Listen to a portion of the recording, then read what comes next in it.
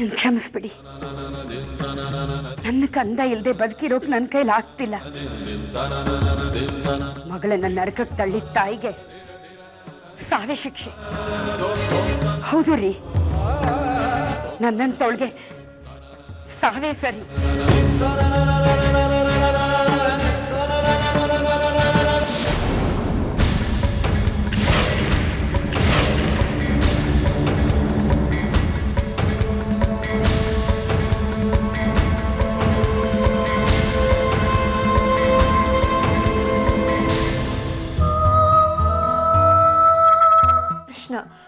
ಇದೆಂತ ಕೆಟ್ಟ ಕನ್ಸು. ಅಮ್ಮಗೇನಾದ್ರೂ ಆಗಿರ್ಬೋದಾ? ಆಗಿರ್ಬೋದು ಹೀಗೆ. ಯಾಕೆಂದ್ರೆ ಅಮ್ಮ ನನ್ನ ಬಿಟ್ಟಿರೋಳಲ್ಲ. ನನ್ನಿಂದ ಅಮ್ಮಂಗೇನೋ ತೊಂದರೆ ಆಗಿದೆ. ಅಪ್ಪ ಅಮ್ಮನ ಬಗ್ಗೆ ಯೋಚನೆನೂ ಮಾಡ್ದೆ ಮನೆ ಬಿಟ್ಟು ಬಂದ್ಬಿಟ್ಟೆ. ಏನ್ ಮಾಡ್ಲಿ ಈ ರಾತ್ರಿಲಿ? ಅಮ್ಮನ್ ನೋಡ್ಬೇಕು ಅಂತ ಅನಿಸ್ತಿದೆ. ವಾಪಸ್ ಹೊರಟ್ಬಿಡ್ಲಾ ಬೆಳಿಗ್ಗೆ?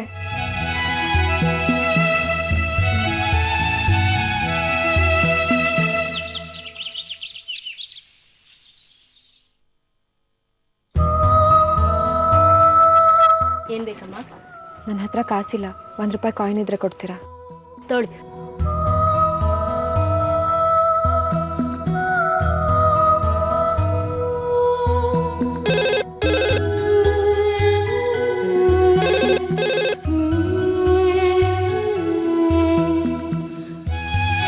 ಅಮ್ಮ ಫೋನ್ ತಗೋತಾ ಇಲ್ಲ. ಏನೋ ಆಗಿರ್ಬೇಕು. ಏನ್ ಮಾಡ್ಲಿ? ವಾಪಸ್ ಹೋಗ್ಬಿಡ್ಲಾ? ಅಮ್ಮ ಬೇಕು ನನಗೆ.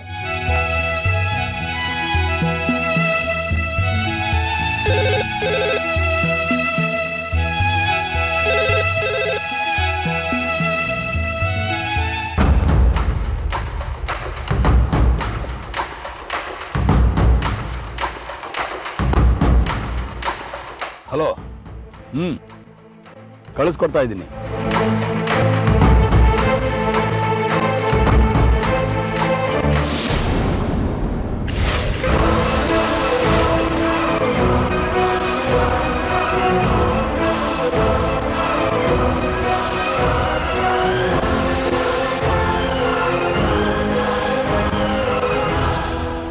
ನಾನೇ ವಿಷು.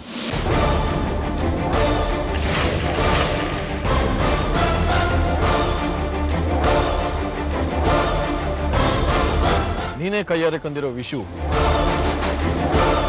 ಅವನು ಹಾಕಿರೋ ಶರ್ಟಿಗೆ ಎಷ್ಟು ಭಯ ಬೀಳ್ತೀಯ? ನೀನೇನಾದ್ರೂ ವಿಷುನೇ ನಿನ್ ಕಣ್ಮುಂದೆ ಬಂದ್ರೆ ಹುಯ್ಕೊಂಡ್ಬಿಡ್ತೀಯ. ನಾನು ವಿಷುನ್ ಕೊಂದಿಲ್ಲ, ಆದ್ರೆ ನಾನು ಕೊಂದಿದ್ದೇನೆ. ನಾನು ಮಾಡೋ ಬಿಸ್ನೆಸ್ ಅಲ್ಲಿ ಪ್ರತಿದಿನ ಲಕ್ಷಾಂತರ ಮೀನುಗಳು ನನ್ನನ್ನು ಬೈಕೊಂಡು ಪ್ರಾಣ ಬಿಡತ್ತೆ. ವರ್ಷಕ್ಕೆ ಕೋಟ್ಯಾಂತರ ಮೀನುಗಳನ್ನ ನಾನು ಸಾಯಿಸ್ತೀನಿ. ಅವಶ್ಯಕತೆ ಬಿದ್ದರೆ ಮನುಷ್ಯರನ್ನು.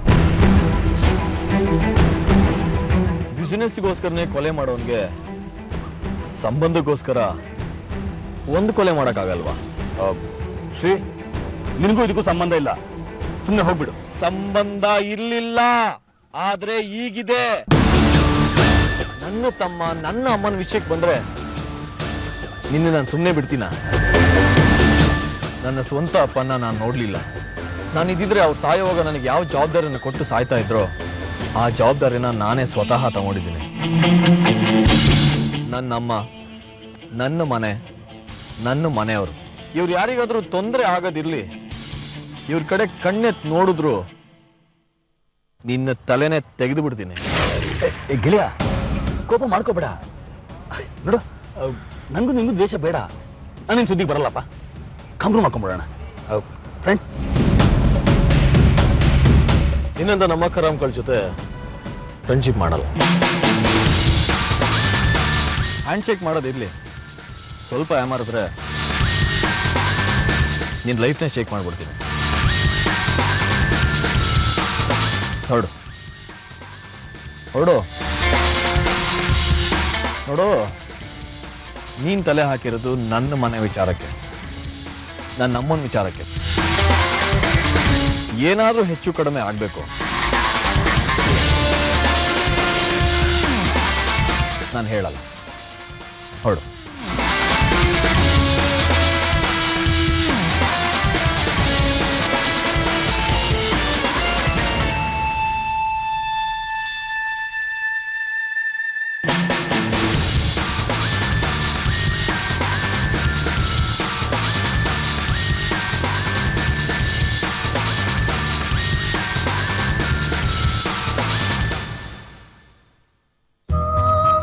ಕೆಟ್ಟದ್ದನ್ನ ಯಾಕೆ ಯೋಚನೆ ಮಾಡ್ಲಿ?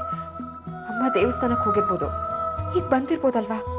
ಅಮ್ಮನ ವಿಷಯದಲ್ಲಿ ಕೆಟ್ಟದಾಗಿ ಯೋಚನೆ ಮಾಡಬಾರ್ದು. ಇನ್ನೊಂದ್ಸಲ ಫೋನ್ ಮಾಡಿ ನೋಡ್ತೀನಿ.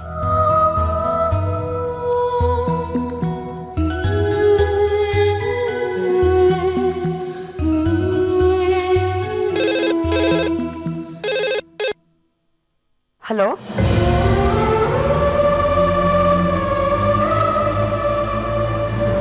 ಹಲೋ, ಯಾರು ಫೋನ್ ಮಾಡಿರೋದು?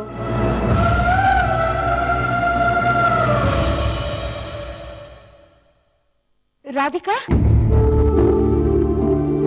ಪಾಪ ಅಮ್ಮ, ಮಾತಾಡ್ಬೇಕಿತ್ತ ನಾನು?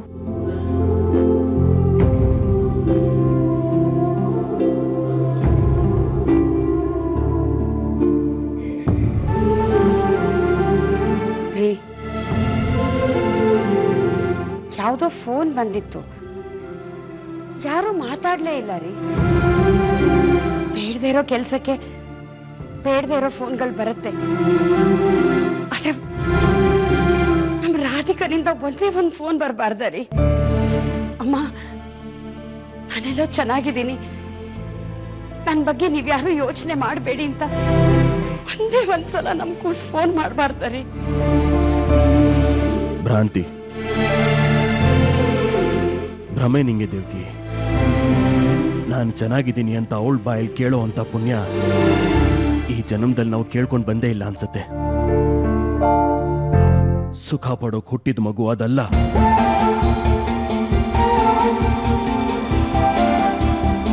ಇಲ್ಲಿರೋವರೆಗೂ ಒಂದು ತರ ಗೋಳಾಯ್ತು. ಮದುವೆ ಆಯ್ತಪ್ಪ, ಗಂಡನ ಮನೆಗೆ ಹೋದ್ಲು, ಅಲ್ಲಿ ಸುಖವಾಗಿರ್ತಾಳೆ ಅಂತ ಅನ್ಕೊಂಡ್ರೆ ಅಲ್ಲಿ ಇನ್ನೊಂದು ತರ ಗೋಳಾಯ್ತು. ಒಟ್ಟಲ್ಲಿ ಎಲ್ರೂ ಸೇರಿ ಆ ಮಗುನ ಕಣ್ಣೀರ್ ಕಡ್ಲಲ್ಲೇ ಮುಳುಗಿಸ್ಬಿಟ್ರು. ದೊಡ್ಡ ಮನೆ, ದೊಡ್ಡ ಮನೆತನ, ದೊಡ್ಡ ಜನ. ನನ್ನ ಮಗಳನ್ನ ಅವ್ರ ಮನೆಗೆ ಮದುವೆ ಮಾಡಿಕೊಟ್ಟಿದ್ದೀನಿ. ಅಲ್ಲಿ ಅವಳು ಸುಖವಾಗಿರ್ತಾಳೆ, ಆನಂದವಾಗಿರ್ತಾಳೆ, ಸಂತೋಷವಾಗಿರ್ತಾಳೆ ಅನ್ಕೊಂಡೆ. ಎಲ್ಲ ಕನ್ಸು.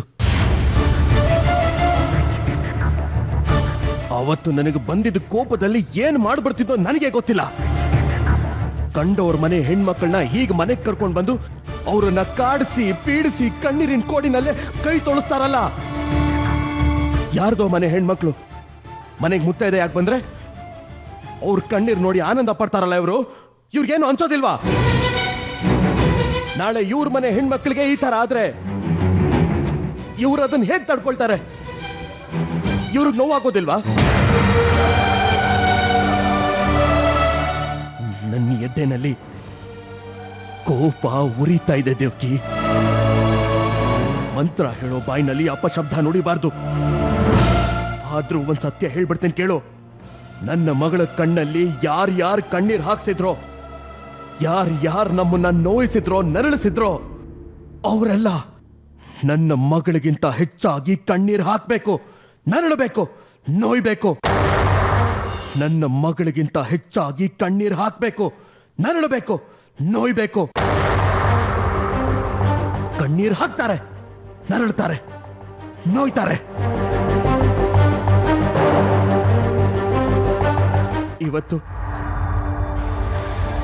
ಇವತ್ತು ನನ್ನ ಮಗಳು ದಿಕ್ಕು ದೆಸೆ ಇಲ್ದೆ ತಾನು ಎಲ್ಲಿದ್ದೀನಿ ಅಂತ ಕೂಡ ಹೇಳಕ್ಕಾಗದೆ ಬೀದಿ ಪಾಲಾಗಿದ್ದಾಳಲ್ಲ.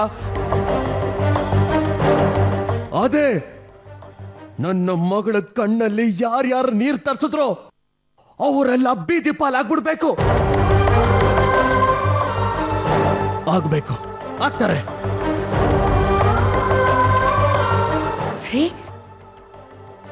ನಿಮ್ ಬಾಯಲ್ಲಿ ಇಂಥ ಮಾತ ಬಿಡ್ತಾನೆ? ಪೂರ್ಣ, ನಿನ್ ಮಾತು ನಿಜಾನೇ ಆಗೋ ಹಾಗಿದ್ರೆ ಮೊದಲು ಬೀದಿಗೆ ಬೀಳೋಳು ನಾನು.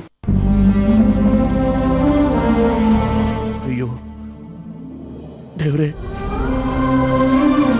ನನ್ನ ಬಾಯಲ್ಲಿ ಯಾಕಪ್ಪ ಇಂಥ ಮಾತಾಡಿಸ್ಬಿಟ್ಟೆ.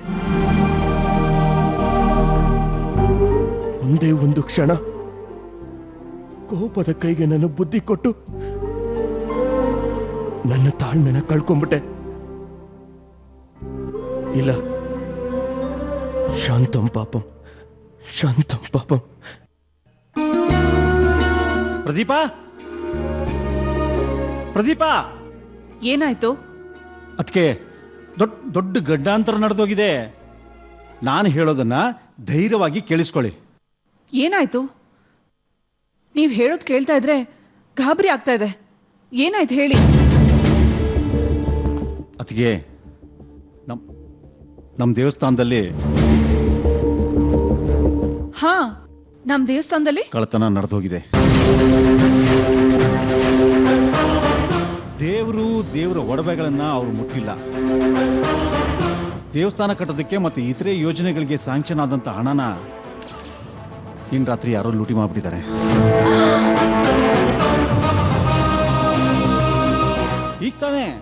ಈಗ ತಾನೇ ಟ್ರಸ್ಟ್ ಇಂದ ನನ್ನ ಫೋನ್ ಬಂದಿತ್ತು.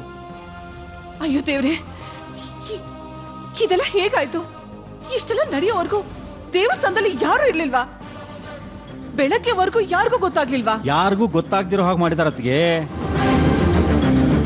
ಬಾಗಿಲು ಹೊಡೆದಿಲ್ಲ, ಕನ್ನ ಹಾಕಿಲ್ಲ, ಬಂದು ಹೋಗಿದ್ದು ಯಾರಿಗೂ ಗೊತ್ತಾಗಿಲ್ಲ. ಆದ್ರೂ ನಿನ್ನೆ ಇಟ್ಟಿದ್ದ ಹಣ ಇವತ್ತು ಮಂಗಮಯ ಆಗ್ಬಿಟ್ಟಿದೆ. ಛೇ, ಇಂಥ ಸಮಯದಲ್ಲಿ ದೇವಸ್ಥಾನದಲ್ಲಿ ಧರ್ಮಾಧಿಕಾರಿಗಳಿಲ್ಲ. ಈಗ ಯಾರು ಉತ್ತರ ಕೊಡಬೇಕು? ಈಗ ಎಲ್ಲರೂ ಬೆರಳು ಮಾಡಿ ತೋರಿಸೋದೆ ನಮ್ಮನೆ ಕಡೆಗೆ. ಅಲ್ಲ, ದೇವಸ್ಥಾನಕ್ಕೆ ಹಣ ಯಾವಾಗ ಬಂತು? ನಿನ್ನೆ ಬೆಳಿಗ್ಗೆ ಬ್ಯಾಂಕ್ನಿಂದ ಟ್ರಸ್ಟ್ ಆಫೀಸಿಗೆ ದುಡ್ಡು ತಂದಿಟ್ಟಿದ್ದಾರೆ. ಇವತ್ತು ತುಂಬಾ ಜನಕ್ಕೆ ಅಡ್ವಾನ್ಸ್ ಮಾಡಬೇಕಾಯಿತು. ಅಷ್ಟರಲ್ಲೇ ದುಡ್ಡು ಬಂದಿರೋ ವಿಷಯ ನಮಗ್ ಗೊತ್ತು, ಬಿಟ್ರೆ ಕಮಿಟಿಯವ್ರಿಗೆ ಗೊತ್ತು, ಬೇರೆ ಯಾರಿಗೂ ಗೊತ್ತಿಲ್ಲ. ಅಂದಮೇಲೆ ಇದು ಯಾರೋ ಗೊತ್ತಿದ್ದವರೇ ಒಳಗಿನವರೇ ಮಾಡಿರೋಂಥ ಕೆಲಸ. ಇಂಥದ್ದು ಏನೋ ಒಂದು ಅನಾಹುತ ನಡೆದೇ ನಡೆಯುತ್ತೆ ಅಂತ ನನ್ನ ಮನ್ಸಿಗೆ ಅನ್ನಿಸ್ತಾ ಇತ್ತು. ಕೊನೆಗೆ ನಡೆದೇ ಹೋಯ್ತಲ್ಲ. ಛೇ! ಈ ಕಡೆ ರಾಧಿಕಾ ಎಲ್ಲಿ ಹೋದ್ಲು ಅನ್ನೋ ಆತಂಕದಿಂದ ಸುಧಾರಿಸ್ಕೊಳಕ್ ಆಗ್ತಿಲ್ಲ. ಅಷ್ಟು ಬೇಗ ಇನ್ನೊಂದು ಆಘಾತನ. ಮನೆಯಲ್ಲಿ ಧರ್ಮಾಧಿಕಾರಿಗಳಿಲ್ದೆ ಹೋದ್ರು ಈ ಮನೆನ ಧರ್ಮಾಧಿಕಾರಿಗಳ ಮನೆ ಅಂತಾನೆ ಗುರ್ತಿಸೋದು, ಅವ್ರಿಗೆಲ್ಲ ಮುಖ ಹೇಗೆ ತೋರಿಸೋದು? ಒಟ್ನಲ್ಲಿ ಯಾರು ಏನೇ ಮಾಡಿದ್ರು ನಾವೇ ತಲೆ ಕೊಡಬೇಕು. ಸರಿಯಾದ ದಾರಿ ತೋರಿಸೋದ್ರೆ ಯಾರು ಒಪ್ಕೊಳ್ಳೋದಿಲ್ಲ. ತಪ್ಪು ಮಾಡಿದ್ಮೇಲೆ ತಲೆ ಮೇಲೆ ಕೈ ಹೊತ್ಕೊಂಡು ಕೂತ್ಕೊಳ್ಳೋದು. ಅಲ್ಲ ಪ್ರದೀಪ, ಈಗ ಬಂದಿರೋ ಸಮಸ್ಯೆಗೆ ಪರಿಹಾರ ಯೋಚನೆ ಮಾಡ್ಬೇಕಲ್ವಾ? ಪರಿಹಾರ ಅಲ್ಲ, ಸಮಸ್ಯೆಗೆ ಕಾರಣ ಏನು ಅಂತ ಕಂಡುಹಿಡಿಬೇಕು. ಈಗ ಅವ್ರು ಬಂದು ಕಳ್ತನದ ಬಗ್ಗೆ ವಿಚಾರಣೆ ಮಾಡ್ತಾರೆ. ಯಾರು ಮಾತಾಡ್ತಿರೋ ಮಾತಾಡಿ, ನಾನಂತೂ ಇದ್ರಲ್ಲಿ ತಲೆ ಹಾಕಲ್ಲ.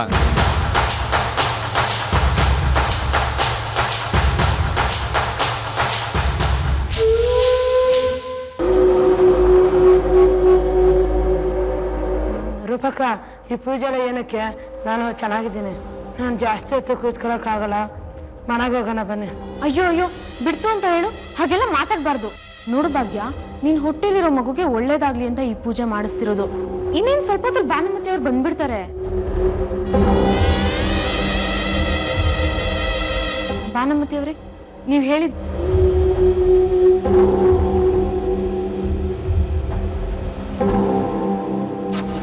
ಏನ್ ನಿನ್ ಹೆಸರು? ಭಾಗ್ಯ. ಎಷ್ಟ್ ತಿಂಗಳು? 8 ತಿಂಗಳು. ನಿನ್ ನಕ್ಷತ್ರ? ಸ್ವಾತಿ ನಕ್ಷತ್ರ. ರೂಪಾ, ಬಾ ಒಳಗೆ.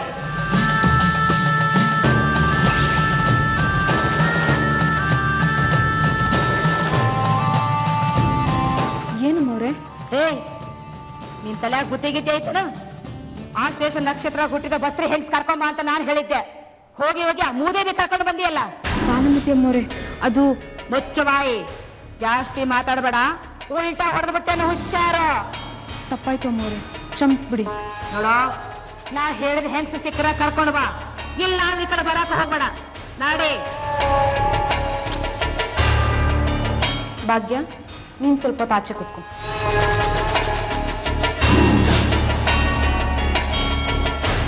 ಏನೈತೆ? ಏನಂದ್ರು ಅಮ್ಮನವರು? ಈ ಕೆಲಸ ಮಾಡೋಕ್ಕಿಂತ ಮುಂಚೆ ಎಲ್ಲದಕ್ಕೂ ಬೇಡ ಬೇಡ ಅಂತಿದ್ರಿ. ಅದಕ್ಕೆ ಯಾವ ಕೆಲ್ಸನೂ ಆಗ್ತಿಲ್ಲ. ಅಯ್ಯೋ ಮಾರೈತಿ, ಯಾಕೆ ಹಿಂಗ್ ಕೂಗಾಡ್ತಾ ಇದ್ಯಾ? ಏನಂತ ಹೇಳು. ಅದೇನೋ ಆಶ್ಲೇಷ ನಕ್ಷತ್ರದಲ್ಲಿ ಹುಟ್ಟಿರೋ ಗರ್ಭಿಣಿನೇ ಬೇಕಂತೆ. ಆಶ್ಲೇಷ ನಕ್ಷತ್ರನ? ನೋಡ್ರಿ, ಆ ನಕ್ಷತ್ರದಲ್ಲಿ ಹುಟ್ಟಿರೋರ್ನ ತಂದು ಬಲಿ ಕೊಟ್ರೇನೆ ನಮಗ್ ನಿಧಿ ಸಿಗೋದಂತೆ. ಅವಳು ಎಲ್ಲಿಂದ ಹುಡ್ಕೋದೋ. ನಡೀರಿ ರೀ, ನಡೀರಿ. ಶಾಂತನು, ಶಾಂತನು, ಫೋನ್ ಮಾಡ್ತಾನೆ ಇದ್ದೀನಿ, ಯಾಕೆ ರಿಸೀವ್ ಮಾಡಲಿಲ್ಲ? ಏನಾಯ್ತು? ಯಾವತ್ತು ಗೆದ್ದ ಕಳೆ ನನ್ನ ಮಗನ ಮುಖದಲ್ಲಿ ಮಿಂಚೋದು, ಇವತ್ತು ಯಾಕೆ ಬೆಂಕಿ ಕಾಣ್ತಿದೆ? ಯಾರ ಮೇಲೆ ಕೋಪ? ಮಾತಿಲ್ಲ, ಮುಖ ನೋಡೋಕ್ಕೂ ಇಷ್ಟಪಡ್ತಿಲ್ಲ. ಒಂದು ನನ್ನ ಮೇಲೆ ಕೋಪ ಇರಬೇಕು, ಅಥವಾ ನಿನ್ನ ಮೇಲೆ ನಿನಗೆ ಕೋಪ ಇರಬೇಕು ಅಲ್ವಾ? ಹೌದು, ನನಗೆ ನನ್ನ ಮೇಲೆ ಕೋಪ. ನಿಜ ಹೇಳು ಶಾಂತನು, ಯಾರನ್ನ ಭೇಟಿ ಮಾಡಿ ಬಂದೆ? ಸೋತು ಬಿಟ್ಟೆ, ಹೆದರಿಸ್ಬಿಟ್ಟ, ಬರೀ ಲುಕ್ಕಲ್ಲೇ ಬಾಯಿ ಮುಚ್ಚಿಸ್ಬಿಟ್ಟ. ಜೀವನದಲ್ಲಿ ಮೊದಲನೇ ಸಾರಿ ಇಂಥ ಅವಮಾನ ಆಗೋಯ್ತು. ಸೋತೋಗ್ಬಿಟ್ಟೆ ಅಮ್ಮ, ನಾನು ಸೋತ್ಬಿಟ್ಟೆ. ಶಾಂತನು, ಸೋಲು ಅನ್ನೋದು ನಿನ್ನ ಜೀವನದಲ್ಲೇ ಇಲ್ಲ. ನೀನು ಸೋಲ್ಲಿ ಅಂತ ನಿನ್ನ ನಾನು ಹೆತ್ತಿ ಸಾಕಿ ಬೆಳೆಸಲಿಲ್ಲ. ಮಾತಿಗೆ ಪ್ರತಿ ಮಾತು, ಏಟಿಗೆ ತಿರುಗೇಟು ಕೊಟ್ಟರೆ ಮಾತ್ರನೇ ನೀನ್ ನನ್ನನ್ನ ಅಮ್ಮ ಅಂತ ಕರಿಬಹುದು. ಕೊಡ್ತೀನಿ, ಆದ್ರೆ ಯಾರಿಗೆ ಕೊಡ್ಲಿ ಅಂತ ಯೋಚನೆ ಮಾಡ್ತಾ ಇದ್ದೀನಿ. ಯಾರಿಗೆ ಅಂದ್ರೆ? ಶ್ರೀಗೆ ತಾಯಿ ಮೇಲೆ ಸೆಂಟಿಮೆಂಟ್, ರುಕ್ಮಿಣಿಗೆ ಸೊಸೆ ಮೇಲೆ ಸೆಂಟಿಮೆಂಟ್, ವಿಶುಗೆ ಹೆಂಡತಿ ಮೇಲೆ ಸೆಂಟಿಮೆಂಟು, ರಾಧಿಕನ್ಗೆ ಗಂಡನ ಮೇಲೆ ಸೆಂಟಿಮೆಂಟ್. ಟೋಟಲ್ ಇಡೀ ಮನೆನೇ ಮೆಂಟಲ್ಲು. ನಾನೀಗ ಶ್ರೀಗೆ ಏಟು ಕೊಡ್ಲಾ ಅಥವಾ ಅವನ ಸೆಂಟಿಮೆಂಟ್ಗೆ ಏಟು ಕೊಡ್ಲಾ ಅಂತ ಯೋಚನೆ ಮಾಡ್ತಾ ಇದ್ದೀನಿ. ಬೇಷ್, ಇದು ನನ್ನ ಶಾಂತನು. ಮನುಷ್ಯ ತನಗಿಂತ ಹೆಚ್ಚಾಗಿ ತನ್ನ ಸೆಂಟಿಮೆಂಟ್ನ ಪ್ರೀತಿಸ್ತಾನೆ. ನಾವು ಶ್ರೀಗ್ ಕೊಡೋ ಏಟು ನೋವಿರೋವರೆಗೂ, ಅದೇ ಅವನ ಸೆಂಟಿಮೆಂಟ್ ಕೊಡೋ ಏಟು ಅವನ ಲೈಫ್ ಇರೋವರೆಗೂ. ಆ ಶ್ರೀಗೆ ನನ್ನಮ್ಮ ನನ್ನ ತಮ್ಮ ಅನ್ನೋ ಸೆಂಟಿಮೆಂಟ್ ಜಾಸ್ತಿ ಆಗ್ಬಿಟ್ಟಿದೆ. ನಮ್ಮಮ್ಮ ನನ್ನ ತಾಯಿ ಅಂತ ಅಷ್ಟೊಂದು ಹಾರಾಡ್ತಿದ್ದ ಅಂದಮೇಲೆ ಆ ಮನೆ ಮೇಲೆ ದಾಳಿ ಮಾಡಲೇಬೇಕು. ಅದೇಗ್ ಸಾಧ್ಯ? ಸಾಧ್ಯ ಇದೆ. ಮನೆ ಇದ್ರೆ ತಾನೆ ಮನೆ ಮೇಲೆ ಸೆಂಟಿಮೆಂಟು. ಮನೆನೇ ಇಲ್ಲ ಅಂದ್ರೆ ಸೆಂಟಿಮೆಂಟೇ ಇಲ್ಲ. ಎಷ್ಟು ಕೊಬ್ಬಿದ್ರೆ ನಮ್ಮನ್ನೇ ಮನೆಯಿಂದ ಹೊರಗೆ ಹಾಕ್ತಾರೆ.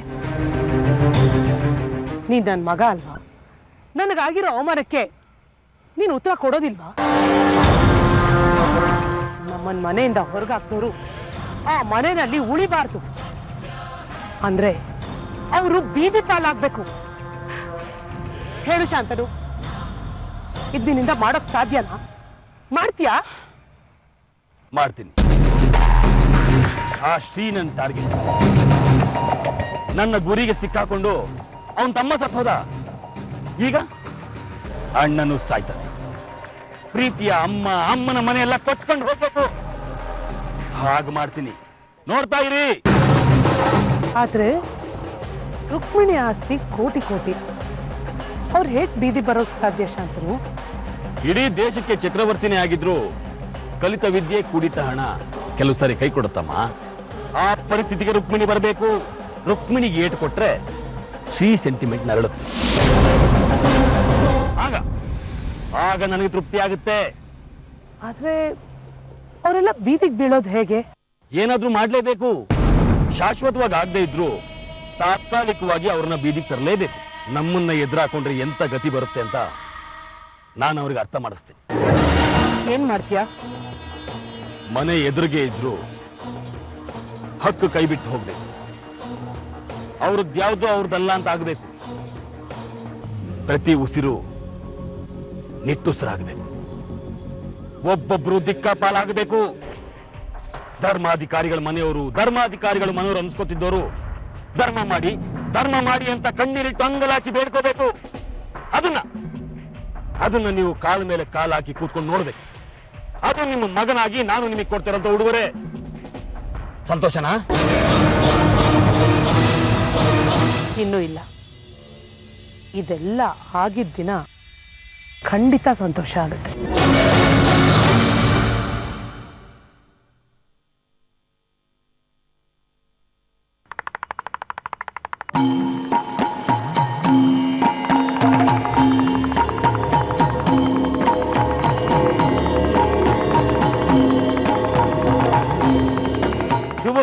ಶುಭವಿಲ್ಲ, ಒಲವಿಲ್ಲ ನಲಿವಿಲ್ಲ, ಗೆಲುವಿನ ಸುಳಿವಿಲ್ಲ, ಚಿಂತೆ ಮನೆ ಮಾಡೈತೆ, ಕಷ್ಟ ನಗು ಬೀರೈತೆ, ಗೆಲುವೆಲ್ಲ ಕಳುವಾಗೈತೆ, ಬರೀ ನೋವೇ ಕಂಡೈತೆ, ಬರೀ ನೋವೇ ಸಿಕ್ಕೈತೆ. ಚಿನ್ನದಂತ ಹೆಣ್ಣು ಮಗಳು ನೀನು, ನಿನ್ನ ಬಾಳು ಬರೀ ಕಷ್ಟದಲ್ಲಿ ತುಂಬೈತೆ. ಅವ ಈ ಜಾಗ ಸರಿ ಇಲ್ಲ, ಇಲ್ಲಿ ಜಾಸ್ತಿ ಹೊತ್ತು ಕೂತ್ಕೋಬೇಡವ. ಬರೀ ನೋವು ಕಷ್ಟನೇ ಇದೆ ಅಂತ ನಿಮ್ಗೆ ಗೊತ್ತಾಯ್ತು? ಹಾಲಕ್ಕಿ ನುಡಿದೈತೆ ತಾಯಿ, ಹಾಲಕ್ಕಿ ನುಡಿದೈತೆ. ಅವ್ವ ನೀನು ಮನೆ ಬಿಟ್ಟು ಬಂದಿದೀಯಾ, ಗೊತ್ತು ಗುರಿ ಇಲ್ಲದೆ ಹೆಜ್ಜೆ ಆಗ್ತಾ ಇದೀಯವ್ವ.